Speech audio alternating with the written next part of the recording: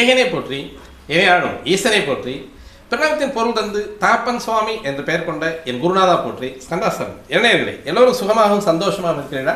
கண்டிப்பாக இருப்பீங்க, இருக்கணும். எல்லோருமே மனசுக்கு நிம்மதியாக வாழ கற்றுக்கலாம். அதுவே வாழ்க்கையின் மிக அருமை. நீங்கள் நம்ம சேனலுக்கு புதிய பார்வையாளராக இருக்கீங்க அப்படின்ற மாதிரி தான் கண்டிப்பாக நம்ம சேனலுக்கு ஒரு சப்ஸ்கிரைப் பண்ணிங்க. இன்றைய பதிவு இது ஒரு குரு பயிற்சி பலன்களில் நமது கடகராசி நேயர்களுக்கு குருவுடைய பயிற்சி எப்படி இருக்குது அப்படின்றத ரொம்ப சிம்பிளாக பார்த்துருவோம். கடகம் காலபுருஷ தத்துவத்தின் 4ஆம் வீடு. இது எப்பவுமே 4ஆம் வீடு அப்படின்னு சொன்னாலே ஒரு ஜாதகத்தில் வந்து தாய்மையை குறிக்கக்கூடியது, அம்மாஸ்தானம், மாத்ருஸ்தானம் அப்படின்னு சொல்லக்கூடியது. அப்போது இந்த ராசி நேயர்களுக்கு வந்து தாய்மை குணமும் இருக்கும், சுயநல குணமும் இருக்கும். எப்பவுமே தன் குழந்தைய தன்னுடைய தாயை வந்து விட்டு தர மாட்டாங்கிற ஒரு பாணியில் சுயநலமும் அதிகமாக இருக்கும். அதே மாதிரி தாய்மை குணமும் அன்புள்ளமும் அதிகம் கொண்டவர்கள் கடகராசினியர்கள்.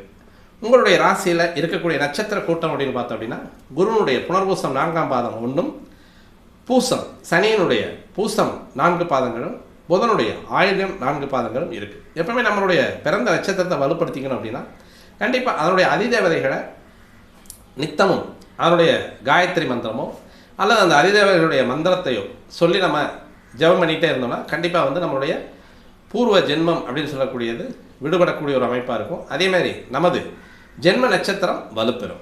அப்போ புனர்பூச நட்சத்திரத்துக்கு யார் அதிதேவதைகள் அப்படின்னு பார்த்தோம் அப்படின்னா தேவர்கள் தான் அதிதேவதைகளாக வர்றாங்க. அதேமாதிரி பூசம் நட்சத்திரம் அப்படின்னு சொல்கிறதுல வந்து குரு அவதரிச்சதுனால குரு அப்படின்னு சொல்லக்கூடிய வியாழன் அப்படின்னு சொல்லக்கூடிய தேவர்களின் குரு அவர் தான் வந்து பிரகஸ்பதி அப்படின்னு சொல்லுவாங்க. அவர் வந்து பூசம் நட்சத்திரத்தில் அவதரிச்சிருக்கார். அப்போது உங்களுடைய பூசம் நட்சத்திர நேயர்கள், நமது பூசம் நட்சத்திர நேயர்களுக்கு குரு வந்து அதிதேவதையாக வர்றார். அதற்கடுத்து பார்த்தோம் அப்படின்னா ஆயில்யம் புதனுடைய நட்சத்திரம், அதற்கு ஆதிசேடன் அப்படின்னு சொல்லக்கூடிய பாம்பு அதிதேவதையாக வருது. அப்போ இவங்களுடைய காயத்ரி மந்திரம் நீங்கள் ஒவ்வொரு நாளும் அல்லது உங்களுக்கு நேரம் கிடைத்த நேரமெல்லாம் ஓரளவுக்கு அப்படியே மனப்பாடம் பண்ணி நீங்கள் ஒரு உருப்போட்டுட்டே இருந்தீங்க அப்படின்னா கண்டிப்பாக வந்து உங்களுக்கு உங்களுடைய ஜென்ம நட்சத்திரம் வலுப்பெறும். நம்முடைய வாழ்க்கையும் நல்ல பிரகாசமான ஒரு வாழ்க்கையையும் நல்ல பலன்களையும் அடைவதற்கான வாய்ப்புகள் நிறையவே உண்டு. அதற்கடுத்து பார்த்தோம்னா அந்த நட்சத்திரத்தில் ஜீவ சமாதி அடைந்தவர்கள், அந்த நட்சத்திரத்துக்கே உரிய சித்த பெருமான்கள் அப்படின்றத நம்ம பார்த்தோம் அப்படின்னா உங்களுக்கு புனர்பூசம் நட்சத்திரத்தில் பிறந்தவங்களுக்கு பொதுவாகவே குருவை தொட்டு வந்தாலே எப்போவுமே கலைகளும் சாஸ்திரங்களும் மந்திர உபதேசங்களும் மந்திர உச்சாடனங்களும் வரும். அதில் வந்து மருத்துவம் வந்து பிரதானமாக இருக்கும். அந்த மருத்துவம் அப்படின்னு சொல்லும் பொழுதே தன்வந்திரி தான் வருவார். அப்போ தன்வந்திரி அப்படின்னு சொல்லக்கூடிய ரிஷி தான் புனர்பூசம் நட்சத்திரத்திற்கு அதிதேவதை வர்றார். அந்த புனர்பூசம் நட்சத்திரத்தில் ஜனித்தவர் தன்வந்திரி மகரிஷி. இவருடைய ஜீவ சமாதி அப்படின்னு சொல்லக்கூடிய வைத்தீஸ்வரன் கோயில் இருக்குது. வருஷத்தில் ஒரு நாள் நீங்கள் போயிட்டு வர முடிஞ்சதுன்னா போயிட்டு வாங்க. உங்களுடைய வாழ்க்கையில் வெற்றி அதிகமாக இருக்கிறதுக்கான வாய்ப்புகள் உண்டு. எப்போவுமே நமக்கு மூலாதாரம் அப்படின்றத வந்து நம்ம பிடிச்சிக்கிட்டோம் அப்படின்னா நமக்கு மூலம் என்னவோ அந்த மூலத்தை நம்ம பிடிச்சிக்கிட்டோம் அப்படின்னா கண்டிப்பாக நம்மளுடைய வாழ்க்கையில் அந்த ஏணிப்படிகள் அப்படியே போய்கிட்டே இருக்கும். நமக்கு வந்து சறுக்குகள் இருக்காது. அதற்கடுத்து பார்த்தோம் அப்படின்னா பூசம். இந்த பூசம் அப்படின்னு சொல்கிறதுல வந்து கொஞ்சம் அந்த இடைஞ்சல்கள்லாம் இருக்கும். நீங்கள் என்னதான் வந்து கடவுள் வழிபாடு அதிகமாக செஞ்சாலும் நேரடியாக உங்களுக்கு கடவுள் அனுகிரகம் செய்ய மாட்டார். காரணம் என்ன அப்படின்னு பார்த்தோம்னா இந்த பூசத்தில் பிறந்தவங்க வந்து குருவுடைய ஜனனம் அதில் இருக்கிறதுனால அப்போ குருவை நாடி அதற்கடுத்து கடவுள் வழிபாடு அப்படின்றதான் உங்களுக்கு சரியான பொருத்தமான இருக்கும். ஒரு ஜாதகருக்கு வந்து பூச நட்சத்திரத்தில் ஒரு கிரகம் நின்றுட்டாலே அந்த கிரகத்தினுடைய வழிபாடு எங்கே இருக்கணுமோ அந்த கிரகம் எந்த பாவத்தை தொட்டு வருது அல்லது அந்த கிரகத்தினுடைய காரகத்தினுடைய கிரகங்கள் கோவில்கள் தெய்வங்கள் எதுவோ அதை நம்ம பிடிச்சோம்னா தான் இந்த பூசம் நட்சத்திரக்காரங்களுக்கு வந்து தெய்வ அனுகிரகம் அப்படின்றது கிடைக்கும். இப்போ இந்த பூசம் நட்சத்திரத்தில் ஜனித்தவர் அவதரித்தவர் அப்படின்னு சொல்லக்கூடிய கமலமுனி அப்படின்ற ஒரு முனிவர். கமலம்னா தாமரைப்பூ அப்படின்னு சொல்லுவாங்க. அந்த தாமரைப்பூ அப்படின்னு சொல்லக்கூடிய அர்த்தம் கொண்டவர் தான் அந்த கமலமுனி அப்படின்னு சொல்லக்கூடியவர். இவருடைய ஜீவ சமாதி அப்படின்னு பார்த்தோம் அப்படின்னா திருவாரூரில் இருக்குது. திருவாரூரில் இவருடைய ஜீவ சமாதி இருக்குது. வாழ்க்கையில் ஒவ்வொரு வருஷமும் ஒரு நாள் போயிட்டு வந்தீங்கன்னா உங்களுக்கு நன்மையை தரக்கூடிய ஒரு அமைப்பு கண்டிப்பாக உண்டு. அடுத்த ஆயில்யம் அப்படின்னு சொல்லக்கூடிய நட்சத்திரக்காரங்களுக்கு வந்து இந்த ரிஷிகளுக்கெல்லாம் தலைமை ரிஷி அப்படின்னு சொல்லக்கூடியவர் குள்ளமுனி அப்படின்னு சொல்லுவாங்க, குருமுனி அப்படின்னு சொல்லுவாங்க, கும்பத்தில் தோன்றியவர் அப்படின்னு சொல்லுவாங்க, அகத்திய மகரிஷி.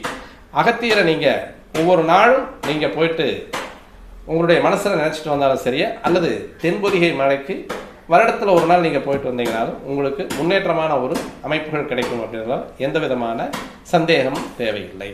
அப்போது இங்கே உங்களுக்கு வரக்கூடிய குரு பெயர்ச்சி அப்படின்றது இதுகாரம் எப்படி இருந்தது அப்படின்னு பார்த்தோம் அப்படின்னா, கடகராசிக்கு 8ஆம் இடத்தில் இருந்த சனியும் 10ஆம் இடத்தில் இருந்த குருவும் மிக படாத பாடுபடுத்திட்டாங்க அப்படின்றதா உண்மை. கடகத்திற்கு பொதுவாக சுக்கிரன் தான் பாதகாதிபதி, 7 8 வந்து சனி. அப்போ அட்டமாதிபதி அப்படின்னு சொல்லக்கூடிய சனி உங்களுக்கு அஸ்தமஸ்தானத்தில் நிலைச்சு நின்றது அப்படிங்கிறது வந்து கடுமையான பலன்களே, அதாவது கடுமையான பலன்கள், கடுமையிலும் கெடுதியான பலன்கள் வந்து அதிகமாக கொடுத்தார் அப்படின்றது வந்து சிறிதும் சந்தேகம் வேண்டியதில்லை. அதற்கடுத்து தொழில் ஸ்தானத்தில் குரு இருந்தது அப்படின்றது வந்து தொழிலில் எந்தெந்த மாதிரியான நெளிவு சுழிவுகளை நம்ம தெரிஞ்சுக்கணும் அப்படின்றத வந்து 10ல் நின்ன குரு சொல்லி தந்திருப்பார். அப்போ அந்த 10ல் நின்ன குருவினுடைய நிலைப்பாடு அப்படின்றது வந்து கடகராசி நேயர்களுக்கு தொழிலில் அப்படியே பிரட்டி போட்டு இருந்த முதலீடுகள் காணாமல் போய் அல்லது புதிய தொழில் ஆரம்பித்து கண்ணில் அப்படியே வேர் விட்டு நின்றுட்டு இருந்ததும் கண்ணீர்களை வரவழைத்தது அப்படின்ற மாதிரியான ஒரு அமைப்பு தான் கடகராசி நேயர்களுக்கு கடந்த ஒரு வருஷமாக இருந்தது. இப்போது அந்த 10ஆம் இடம் அப்படின்னு சொல்லக்கூடிய கர்மஸ்தானத்தில் கர்மக்காரகன் போய் உட்கார்றதே பெரிய கஷ்டத்தை கொடுப்பார். ஐ மீன் சனி பகவான் அந்த 10ஆம் இடத்துல போய் உட்காந்தாலே படு கஷ்டத்தை கொடுப்பார். பயங்கரமான தொழிலில் வந்து தொழில்னா என்ன, எப்படி இருக்கும், இதனுடைய அடிமைத்தனம் எப்படி, இதில் இவ்வளோ தான் வருமானம் சம்பாதிக்கணுமா, இவ்வளோ வந்து இந்த பணத்தை சம்பாதிக்கிறதுக்கு இவ்வளோ கஷ்டப்படணுமா அப்படின்றத உணர்த்தக்கூடியவர் வந்து சனி. ஆனால் அதை விட கொடிய ஒரு தன்மையாக கொடுக்கக்கூடியவர் வந்து குரு 10ல் போய் உட்காந்தா சுபகிரகமாகப்பட்டவர் போய் 10ல் சதுர்த்த கேந்திரத்தில் உட்கார்றது அப்படின்றது வந்து இது வந்து கொஞ்சம் கடினமான ஒரு அமைப்பாக இருக்கும். ஆனாலும் வந்து தொழிலில் வரக்கூடிய சரிவுகளையும் சறுக்குகளையும் அதே மாதிரி அதில் இருக்கக்கூடிய நுண்ணியமான நுணுக்கங்களையும் தெரிந்து கொள்ள ஒரு அனுபவத்தை கொடுக்கக்கூடியதான் 10ஆம் இடம் அப்படின்னு சொல்லக்கூடிய கர்மஸ்தானத்தில் போய் உட்கார்றது. தொழிலில் வந்து இடமாறுதல், தொழிலில் வந்து முன்னேற்றம் கிடையாது, பின்னேற்றம். அதேமாதிரி வந்து நம்ம நினச்ச நேரத்தில் நினச்ச இடத்துல உட்கார்ந்து தொழில் செய்ய முடியாத ஒரு அவல நிலை அப்படின்ற மாதிரியானது இந்த 10ஆம் இடத்துல இருந்த குரு வந்து செஞ்சுட்டு இருந்ததுங்கிறது வந்து கொஞ்சம் கடுமையான ஒரு பலன்களை தந்துட்டு இருந்தார். இப்போ இருக்கக்கூடிய அமைப்பில் வந்து அவர் 11ஆம் இடம் அப்படின்னு சொல்லக்கூடிய லாபஸ்தானத்தில் வந்து உட்கார்றாரு. இப்போது 11ஆம் இடம் அப்படின்னு சொல்லக்கூடிய லாபஸ்தானம் அப்படின்றது கண்டிப்பாக கடந்த ஆண்டு இருந்த அனைத்து சிரமங்களையும் முழுமையாக நிவர்த்தி செய்யக்கூடிய குருவாக இந்த இடத்துல வந்து உட்கார்றார்.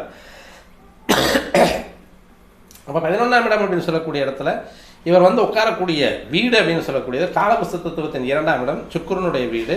இப்போ நித்தம் சில்லறையாக சம்பாதிப்பவர்கள், நித்தமும் பல்காக சம்பாதிக்கிறவங்க, அல்லது கொள்முதல் போட்டு சம்பாதிக்கிறவங்க, அல்லது எம்ப்ளாயியாக இருக்கிறவங்களுக்கு எல்லாத்துக்குமே வந்து மனநிறைவான ஒரு அமைப்பை கொடுக்கக்கூடியவர்.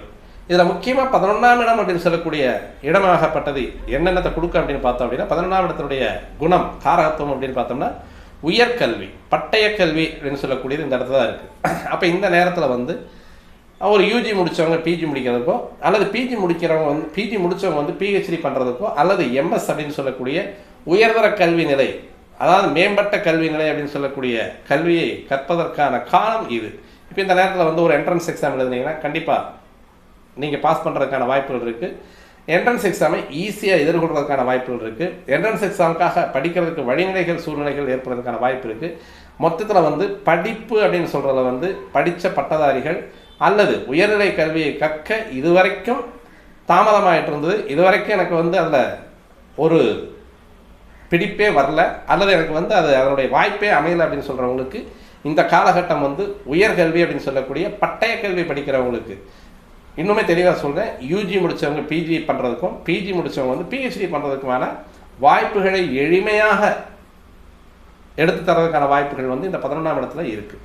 அதற்கடுத்து வந்து மூத்த சகோதரம் அப்படின்னு சொல்லக்கூடிய அண்ணனுடைய ஆதரவு நிறையா வர்றதுக்கான வாய்ப்புகள் இருக்குது. அதேமாதிரி அப்பாவோட பிறந்த சித்தப்பா, பெரியப்பா இவங்களுடைய ஆதரவுகளும் உங்களுக்கு வர்றதுக்கான வாய்ப்புகள் இருக்குது. அதேமாதிரி 11ஆம் இடம் அப்படின்னு சொல்லக்கூடியது ஒரு 30, 32, 34 வயசில் வந்து முதல் திருமணம் செஞ்சு தடைப்பட்டு அல்லது அந்த மன முறிவு ஏற்பட்டவங்களுக்கு வந்து 2வது திருமணத்திற்கு தயாராக இருக்கக்கூடிய கடகராசி நேயர்களாக இருக்கீங்க. 11ஆம் இடத்தில் இருக்கக்கூடிய குருவனுடைய பலன்கள் இந்த அளவுக்கு உங்களுக்கு உயர்தரமான பலன்களை தரக்கூடியது. அதே மாதிரி ப்ரொமோஷன் அப்படின்னு சொல்லக்கூடியது வேலையில் முன்னேற்றம், வேலையில் ஒரு படிநிலை உயர்வு, வேலையில் அதிகப்படியான சம்பளத்தோடு சேர்ந்த விரும்பிய இடத்திற்கு மாறுதலோடு இருக்கக்கூடிய ஒரு அமைப்பில் உங்களுக்கு வேலையில் வந்து மாற்றங்களை தரக்கூடியவராக இருக்கார். போன டைம் வந்து நீங்கள் கொள்முதல் போட்டு அதில் வந்து அடி வாங்கியிருந்தீங்க அப்படின்னா இந்த கொள்முதலையெல்லாம் இப்போ அப்படியே எடுத்து நீங்கள் உங்களுடைய தொழிலில் பயன்படுத்தி மீண்டும் லாபத்தை சம்பாதிப்பதற்கான வாய்ப்புகளை வந்து இந்த கடகராசி நேயர்களுக்கு வந்து ரிஷபகுரு வேலையை செய்வார். இருந்தாலும் கொஞ்சம் ஜாக்கிரதையாக இருக்கணும். ஏன்னா அவர் உட்கார்ந்துருக்கக்கூடிய வீடு அப்படின்றது வந்து காலபுருஷ தத்துவத்திற்கு 2ஆம் இடம் அப்படின்னு சொல்லக்கூடியது. பொதுவாக உலக மக்களுக்கு எல்லாத்துக்குமே நன்மை தரக்கூடிய குருவாக இருந்தாலும் எச்சரிக்கையை கொடுக்கக்கூடிய குருவாகவும் இருப்பார். அப்படின்றதுனால நீங்கள் எடுத்து வைக்கக்கூடிய ஒவ்வொரு அடியும் கொஞ்சம் ஜாக்கிரதை எடுத்து வச்சிங்கன்னா கலந்து போயிட்டே இருக்கலாம். அப்போ இவருடைய பார்வைகள் அப்படின்னு சொல்லக்கூடியது உங்களுடைய 3, 5, 7 அப்படின்ற இடங்களுக்கு படுறது அப்படின்றது உண்மையில் நல்லா இருக்கக்கூடிய ஒரு அமைப்பாக. இடமாற்றம் அப்படின்னு சொல்லக்கூடியவங்க இடமாற்றத்தை நீங்கள் அணுகலாம். அதே மாதிரி வந்து தானங்களை வழங்குபவர்களுக்கு உங்களுக்கு பிரதானமான பணம் அப்படின்னு சொல்லக்கூடியது உங்களுடைய கைகளுக்கு நிறைய வரும். அதனால் அன்னதானம் செய்யக்கூடியவர்களுக்கு இப்போ அன்னதான சத்திரம் கட்டியிருக்கீங்க, பெரும் மடாதிபதிகளுக்கு வந்து இப்போ அன்னதானங்களுக்கு வந்து எந்த வகையிலும் பணம் வந்து விழுகிறதுக்கான வாய்ப்புகள் நிறையவே உண்டு. அதே மாதிரி வந்து பெண்களுக்கு கல்வி அப்படின்றது வந்து இந்த ஆண்டு அப்படின்றது வந்து மிக முன்னேற்றமான ஆண்டாக இருக்கும் அப்படின்றது.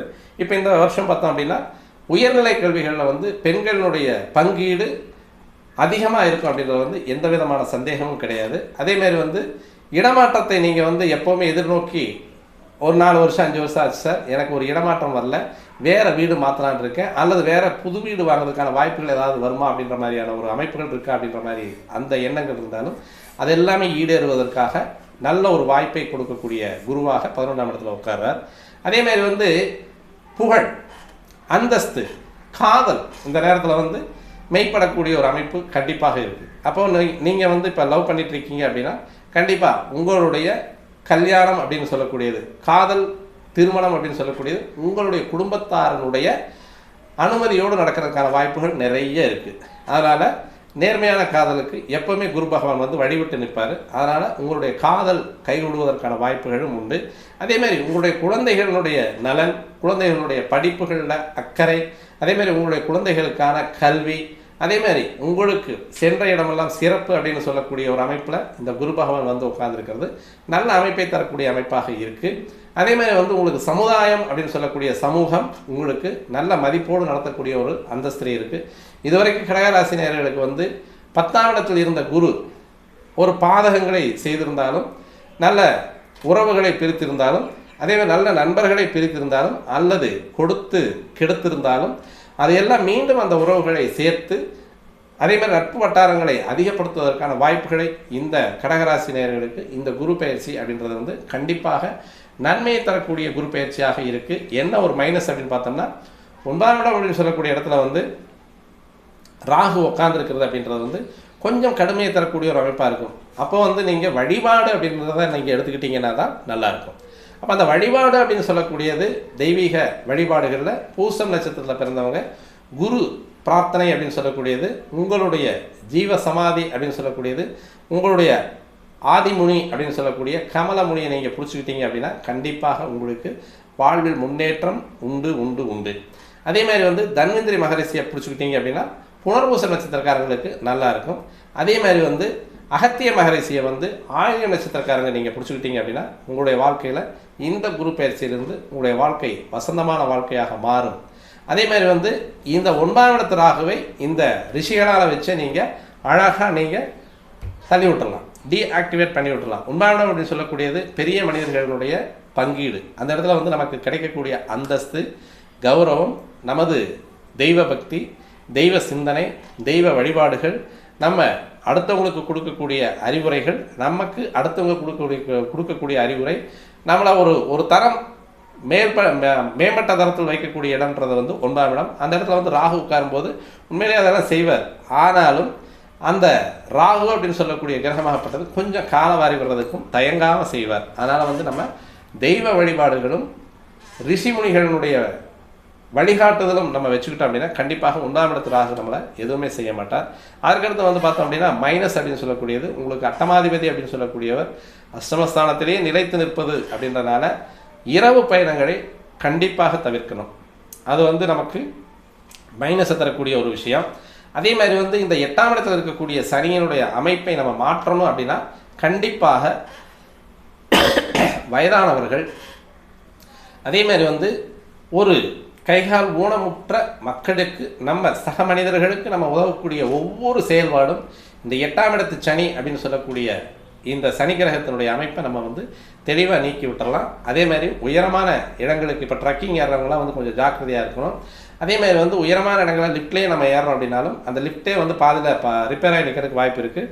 அதே மாதிரி நம்ம படிக்கட்டுகளில் ஏறும் பொழுதும் இறங்கும் பொழுதும் இந்த நேரத்தில் வந்து கொஞ்சம் பிபி வந்து எல்லாருமே எந்த ஒரு 40 வயசுக்கு மேலே இருக்கக்கூடிய ஜாதகர்கள் எல்லாருமே வந்து கடகராசிரியர்கள் பிபி வந்து செக் பண்ணிக்கங்க. எந்த நேரத்துலையும் நம்ம மேலே ஒரு 4-5 ஸ்டெப்ஸ் மேலே ஏறி போகிறோம் அப்படின்னா ஒரு 4 தளம் 5 தளம் வந்து ஸ்டெப்ஸ் மேலே ஏறி போகிறோம்னா கொஞ்சம் லேசாக தலை சுற்றுறதுக்கான வாய்ப்புகளெல்லாம் உண்டு. அதனால் நீங்கள் அந்த பிபி மட்டும் செக் பண்ணிக்கோங்க. மேலே படி ஏறி போகிறதும் படி இறங்கி வர்றதும் அப்படின்றது வந்து கொஞ்சம் நிதானமாக மேலே ஏறி கீழே இறங்கினா நமக்கு நல்லது. இப்போ பாத்ரூமில் யூஸ் பண்ணுறவங்க ஒரு 60 வயசு 70 வயசு இருக்குது அப்படின்னா அவங்களாம் வந்து அந்த பாத்ரூம் படியை கீழே இறங்கி வைக்கக்கூடிய அந்த வழுக்கிற மாதிரி பாத்ரூமில் நீங்கள் போகணும்னா ரொம்ப ஜாக்கிரதையாக போயிட்டீங்க அப்படின்னா இந்த 8ஆம் இடத்தில் இருக்கக்கூடிய சனியினுடைய அமைப்பை நம்ம தெளிவாக கடந்து போயிடலாம்னு சொல்லி நம்ம இந்த வீடியோ முடிச்சுக்கலாம். மீண்டும் நல்ல ஒரு பதிவோடு உங்களை சந்திக்க வருகிற நண்பர்கள். வணக்கம். 7 நிமிஷம்.